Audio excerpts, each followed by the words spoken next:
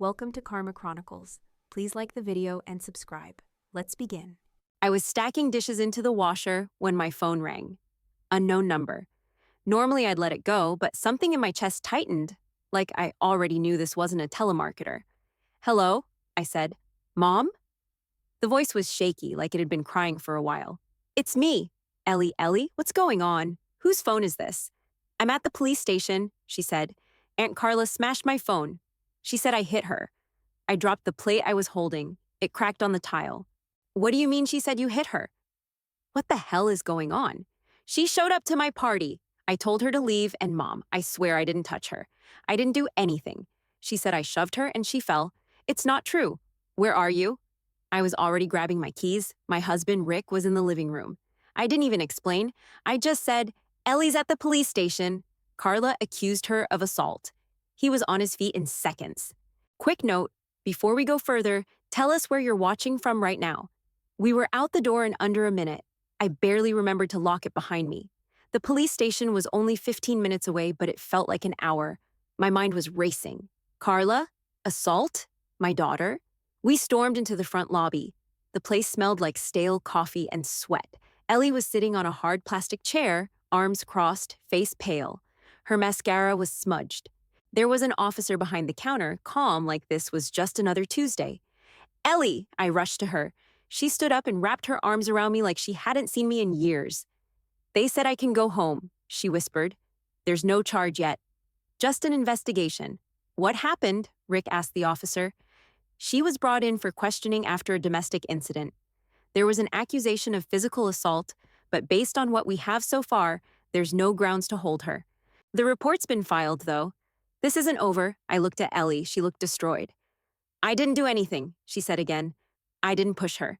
She made it all up. Rick had his arm around her. I reached for her hand. "We're getting you home," I said. "We'll figure it out from there." We walked out of that building like it was on fire. Ellie sat in the back seat, bundled in Rick's hoodie, staring out the window like the dark would give her answers. I watched her through the rear view, waiting. After a mile of silence, she finally spoke. She wasn't even invited. "Carla?" Rick asked, keeping his voice calm. "Barely." Ellie nodded. "She just showed up." I was cutting the cake, and the doorbell rang. I thought maybe it was Grams or Uncle Pete, but it was her, with two girls I've never seen in my life. "Who?" I asked. "I don't know their names." They looked college age. One had a sorority sweatshirt on. They were already drinking when they walked in. Like, full-on buzzed, Rick's knuckles tightened on the steering wheel. They didn't say hi to anyone. They just grabbed plates, started pouring drinks, cranked up music on a speaker they brought. People were staring. I told her it was a school night party. Like, chill, it's just my birthday dinner, not Mardi Gras. She laughed and called it boring. Ellie's voice cracked. She said I was too uptight, just like my mom. Then she toasted to family, the ones who actually show up. Everyone was uncomfortable. "She always needs an audience," I muttered, "even if it's strangers." "I didn't want to ruin the night," Ellie went on. "So I waited, but they just got louder." One of her friends kept making fun of my friend Melanie's hair, like out loud, calling it crunchy. I told them to keep it down. Carla rolled her eyes, then said, "You're acting like your mom owns this house." "I do own the house," I snapped. "Yeah, I know." "So I told her I was going to call you." She was standing near the porch door. I pulled out my phone and I said, "You need to go," or "I'm calling my mom." That's when she snapped. Ellie looked down at her hands like they weren't hers. She lunged. I didn't even see her coming. She grabbed the phone right out of my hand and slammed it down on the porch. It shattered. Then she screamed, like this high-pitched shriek, and threw herself backwards down the steps. "What?"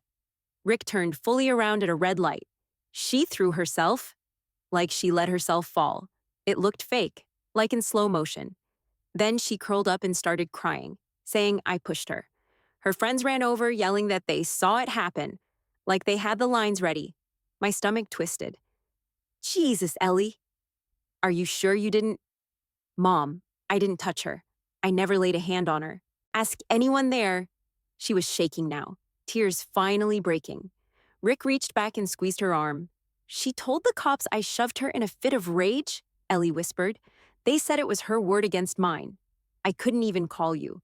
She smashed everything we pulled into the driveway, porch lights still on, balloons drooping on the mailbox, a deflated happy birthday sign barely hanging. I just wanted a normal night, she said. I parked and turned around to face her. We believe you. Got it? She nodded, wiped her face, and opened the door. She didn't wait for us. She went straight inside like she couldn't get away from that night fast enough. I followed Ellie into the house and locked the door behind us. She went straight to her room without another word. I stood in the hallway for a second, heartbeat still thumping in my ears, and then it hit me. The camera. Rick had installed one last fall, pointed toward the backyard and porch, mostly for package thieves. I didn't even take off my shoes. Rick, I said, moving fast toward the living room. The porch cam, it would have caught it. His eyes lit up. You're right. Come on. We rushed to his office. He sat down at the desk, powered up the monitor, and pulled up the footage archive. I stood behind him, arms crossed so I wouldn't start shaking. Tell me the time, he said. Right around 8:30. That's when she called me. He clicked through the timeline, then stopped. Here. There it was, clear as day. Carla snatching the phone out of Ellie's hand and whipping it onto the porch floor. The sound of the screen cracking echoed, even through the mic. Ellie froze. Carla screamed and stumbled backward like a bad high school theater act. Her sandal caught on the top step and she fell, arms flailing, fake crying the whole way down. She stayed on the grass, curled up and moaning like someone had stabbed her. Then the two girls ran over, asking if she was okay. One of them looked right at the camera, dead on, and still said, "She pushed you." I saw it. Rick sat back in his chair and muttered, "That's perjury on film." I just stared. She did all that on purpose. And they helped. Ellie stood in the doorway behind us, arms wrapped tight around herself. It won't matter, she said, voice flat. People will believe whatever they want. I walked over and wrapped her in my arms. It matters. Maybe not to them, but it matters here. She leaned into me like a kid again. Rick clicked through the footage and copied it onto a thumb drive. Then he emailed it to his work server. Just in case, he said. Off-site backup. I nodded and kissed the top of Ellie's head. Go rest. We'll handle the rest. She turned away without saying anything. I stayed in Rick's office, staring at the paused frame on the screen. Carla's face twisted, fake tears streaking her cheeks, the other girl's mouth mid-lie. It made my blood boil. Rick stepped out to check the doors. I pulled out my phone, opened Facebook, just to look. And there it was. A post from my mother. Public. Heartbroken tonight. Carla is hurt and shaken after an unprovoked outburst. Family should never feel unsafe. Prayers appreciated. There were already 30 comments. Prayers, hugs. Sending love. One woman I barely knew offered to start a GoFundMe. My ears rang. I picked up my phone and called her. She picked up on the second ring. Lucy, sweetheart, I don't think now is the time. You're posting publicly like you were even there? She hesitated. Carla told me everything. She's traumatized. I have the footage. That shut her up. I'm sending it to you. You'll see what really happened. I don't need to see your little video. You're married to a man who edits media for a living. I don't trust a thing that comes out of your house. I nearly dropped the phone. Are you serious? You always protect Ellie no matter what she does. Carla's the one in pain, and you're making this about your precious daughter. I laughed, not because it was funny, because it was insane. You'd rather believe a lie than admit your favorite screwed up. She's your sister, she snapped. Blood matters. Truth matters more. Then I hung up, hard. Rick stepped back in, saw my face, and didn't ask a thing. I walked straight past him, into the kitchen, and deleted Facebook off my phone. I didn't want to see another fake prayer or manipulative hashtag. Let them talk. I had the truth, and I wasn't afraid to use it.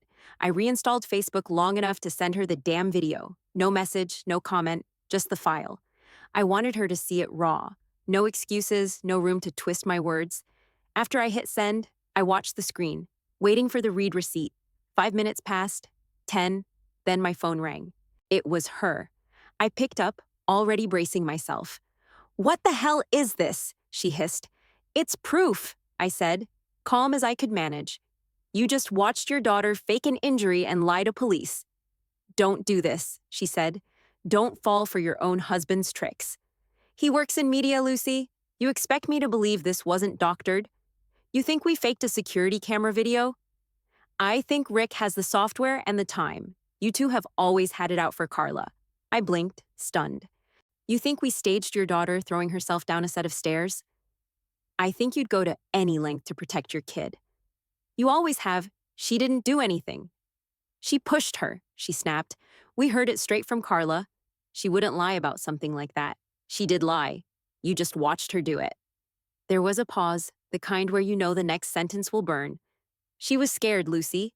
Traumatized. You have no idea what she's been dealing with. Ellie's the one being investigated right now. Ellie's the one who got hauled into a police station because Carla wanted to play victim in front of an audience. You think that's okay? I think you're so blinded by that girl, you'd throw your own sister under a bus without blinking. I actually laughed. A short, bitter sound. You know what? This isn't about proof.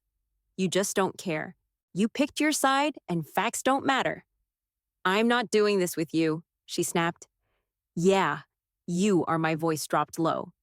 You made a public post about my daughter without a single fact. You took a story you didn't even witness and ran with it because it came from the golden child. You know what that says about you? Silence. It says you never saw Ellie. Not once. You saw what you wanted and ignored everything else. You're unhinged.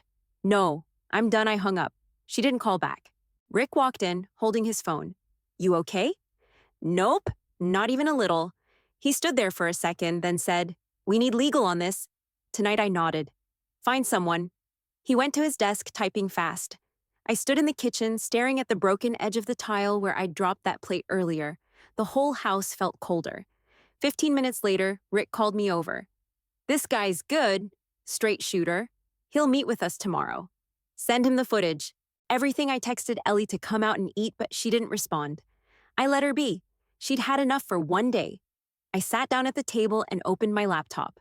No more waiting to see what they'd do next. If they wanted war, I was done playing nice.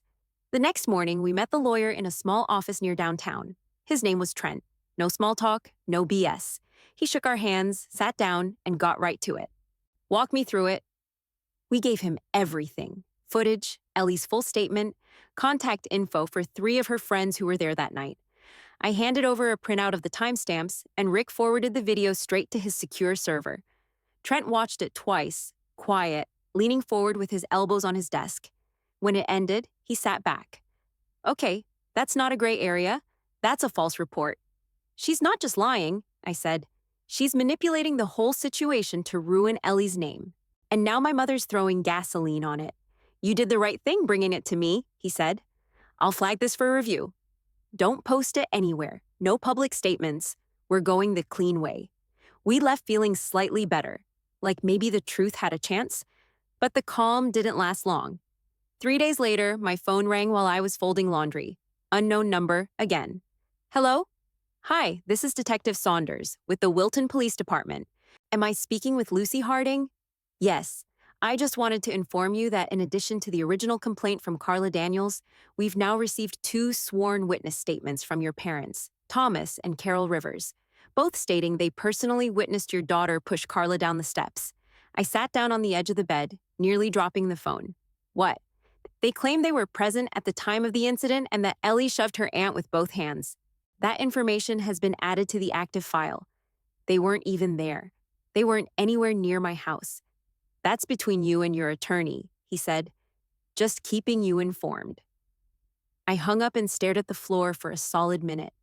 Rick came into the room. What happened? My parents just filed sworn statements saying they saw Ellie push Carla, like they were standing on the damn porch. His face turned red. They're out of their minds. They weren't even at the house. You know where they were? I got up, grabbed my laptop, and pulled up their social media pages. They were at that stupid charity wine auction in Ridgeville. They posted about it. Look, 8:15 p.m., cheesy picture with the mayor. Carla's incident was at 8:30. Ridgeville's 40 minutes from here. Rick looked like he wanted to throw something. They lied to the cops on record. That's a felony. And you know what else? I added, scrolling faster. Melanie's mom saw them there. She volunteers at the event every year. That gave me an idea. I opened the group chat from Ellie's birthday and scrolled through all the photos her friends had posted.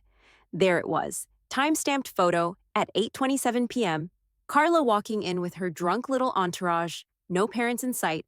Then I messaged our next door neighbor, Carol Ann. She replied in less than a minute. No, your parents weren't there that night. I remember because I was outside with my dog and saw the whole scene with Carla. But your folks? Definitely not there. I think they were at that fundraiser, right? Bingo. I took screenshots, labeled them by time and date, then printed every last one.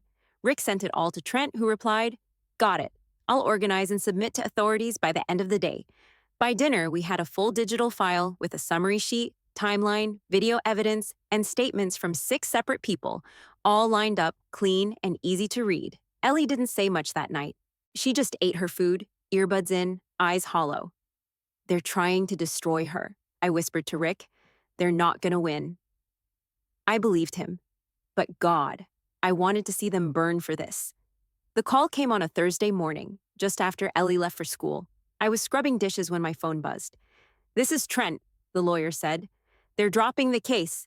I gripped the edge of the sink. Say that again? The charges against Ellie are officially dismissed.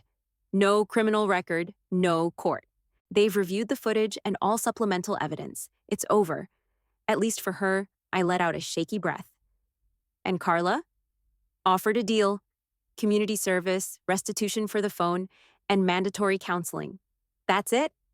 It's something. It's not jail, but it's a public mark. The prosecutor wasn't playing games once he saw how deep the lie ran. And my parents? He paused, then said, Fined. False statements, civil penalty. Couple $1,000 each. Enough to sting. I thanked him, hung up, and just stood there for a second. It was good news. It was what we fought for. But I didn't feel victorious. I felt hollow. 2 days later, Ellie and I sat in a small conference room with beige walls and a circle of plastic chairs, waiting for the mediation to start. Carla walked in late, sunglasses on indoors, lips pressed tight like someone had forced her to show up at gunpoint. She didn't say a word, didn't look at us. She sat across the circle like I was invisible. The mediator introduced herself, gave the usual legal rundown, then turned to Carla. Anything you'd like to say to your niece before we begin? Carla shifted in her seat. I'm here to comply, she said flatly. That's it. I looked at Ellie. Her jaw was set, eyes steady. She wasn't going to speak unless she had to. The meeting dragged on. The mediator asked questions. Carla gave clipped, cold answers. No apology, no acknowledgement, not even a fake one. When asked if she accepted the terms of her community service and restitution, she said, whatever, and signed the paper without looking up. Ellie signed next. Her hand didn't shake. We walked out of that room in silence. Once we hit the parking lot, Ellie finally said, She's never going to admit it, is she? Nope, I said. But that doesn't make it less true, she nodded. I know. We got in the car. Before I pulled out, my phone buzzed again. It was Trent. Thought you should know, he said. Your parents paid their fines this morning. No appeal, no statements. So that was it. Not justice, not closure, but at least the fire was out. Ellie leaned back in her seat, staring out the window. Does this mean it's over? I didn't answer right away. I just watched the road in front of me. I think so, I said finally. Or close enough. She didn't speak the rest of the ride. Neither did I. But when we got home, she headed to the kitchen, grabbed pancake mix, and started cracking eggs like she needed to move again. I grabbed the skillet and joined her. We didn't talk about Carla, or my parents, or the mess they left behind. We just made breakfast. Together. I was in line at the pharmacy when my phone started going off like crazy. Texts, pings, 2 missed calls from Melanie's mom. I checked my notifications, Facebook, a post from my mother tagged publicly. We're living in a time where truth can be digitally erased. These deepfake tools are dangerous and real. My daughter and granddaughter have torn this family apart, but we still pray for healing. Then Carla shared it with her own caption. You think you know what happened? You only know what was edited. I'll never stop speaking the truth, even if it costs me everything. Family first. Go victim of lies. I froze in the middle of the checkout lane. The nerve. The guts it took to still spin this into a pity party after everything they pulled. By the time I got home, the comments were already rolling. Some people bought it. So sorry you're going through this. That video did seem too convenient. Praying for the real victim. Others pushed back. Melanie had commented, I was there. Ellie didn't touch her. Carla showed up drunk and caused the scene. A kid from Ellie's art class wrote, "Everyone knows Carla's a mess. She's not a victim. She's a liar." Then someone else posted the screenshot of Carla's fall with the timestamp. I didn't even know who it was, just some classmate of Ellie's who apparently had enough. My inbox lit up again. This time it was a message from Aunt Laura, my mom's sister. "Lucy, I'm sorry. I didn't know how bad it got. I saw the video. I believe you. I believe Ellie. If you ever want to talk, I'm here." 10 minutes later, my cousin Mallory sent a similar one. She said she'd heard about the posts and was disgusted. "You did what any mom would do, probably more. Don't let them spin this. You're not the villain here." I sat on the couch with my phone in my lap, breathing hard. Rick walked in from the garage. "You see it?" "Yep, the deepfake lies tour has begun." He looked tired. "You want me to respond?" "Nope, I'm done responding." I opened Facebook, clicked through to my mom's profile. Then Carla's. Block, block. No warning. No long paragraph. Just silence. Rick watched me do it and nodded. "Good." Ellie came downstairs and flopped onto the armrest beside me. "I saw the posts." "I know. I don't care what they say," she said. "It's just noise." But I could see it in her eyes. It still hurt. She leaned into my side and I put my arm around her. We sat there, no TV, no music, just a quiet house finally free from their chaos. No more waiting for them to own up. They never would. So we stopped giving them space in our lives. Ellie stayed next to me on the couch, quiet, her head resting on my shoulder. I scrolled through my phone one last time, checked my blocked list, and added their numbers too. Home, cell, work, every way they might reach me. Then I said it out loud, like a line I'd been waiting years to say. "I'm done." Ellie looked up. "For good?" "For good," I said. No more calls, no more texts, no more maybe next time. They made their choice. She didn't answer right away. Then she asked, "Are you sure? Like really sure?" I turned to face her. "Ellie, we gave them every chance. Everyone. They used everyone to lie, humiliate, or gaslight us. I'm not opening that door again." She let out a long breath, like she'd been holding it for weeks. "Good," she said. "I don't want to pretend anymore." The next morning, we didn't rush. No alarms, no appointments, no plans. I came downstairs and found her already in the kitchen, sleeves rolled up, pancake mix open. She looked over her shoulder and grinned. "Your turn to flip," I laughed. "Only if you don't judge me for burning the first batch." We made way too many pancakes, blueberry, chocolate chip, plain, one with crushed pretzels just to see how weird it could get. She stacked them high on 2 plates and doused them in syrup like a 5-year-old. Then we dragged all the blankets to the living room, curled up on the couch, and put on some cheesy old rom-com she liked. I didn't even know the title. Didn't care. Halfway through, she said, "You didn't have to fight this hard for me." I muted the TV. "Yeah, I did. You're my kid." She smiled, eyes glassy. "Thanks for not letting them break me." I pulled her closer. "They don't get that power. Not over you. Not over this house." She nodded, settled back in, and pressed play. For the first time in months, the quiet didn't feel like a threat. It felt like peace, the kind that doesn't come with hashtags or filtered smiles.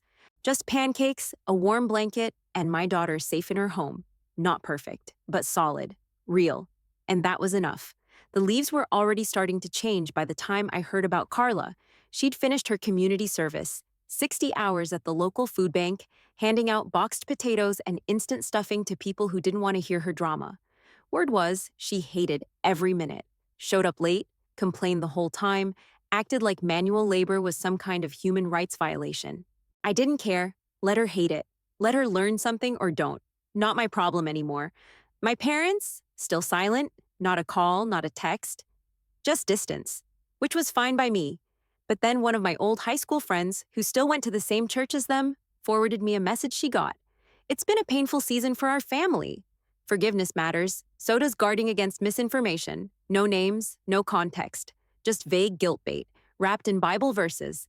I didn't respond. I didn't even react. Just deleted it and went back to my day. Ellie had bigger things on her plate anyway. College apps, SAT study books stacked all over the dining table. Sticky notes on the fridge with deadlines and essay prompts. She was locked in. One night, after she went to bed, I opened her laptop to print something and noticed a Word doc left open. "What I Learned from a Ruined Birthday." That was the title. I read it slowly, eyes skimming over each line. She wrote about truth, about standing up even when people twist the story, about how sometimes the people closest to you are the ones who do the most damage, but that it doesn't mean you have to become like them. She didn't mention names, she didn't have to. When I finished, I just sat there staring at the screen, proud, a little heartbroken, but mostly just grateful. She'd survived it. We both had. The next morning, I woke up to the smell of pancakes. I walked downstairs, same messy bun, same worn out slippers, and there she was, flipping a stack like it was Saturday tradition. "No pretzel ones today," she said with a grin. "Thank God." We sat down and ate together, syrup dripping off the edges of our plates, the house warm and quiet. No more chaos, no more fake apologies or guilt trips, just us. Solid, steady, unbothered. The ones who showed up when it mattered,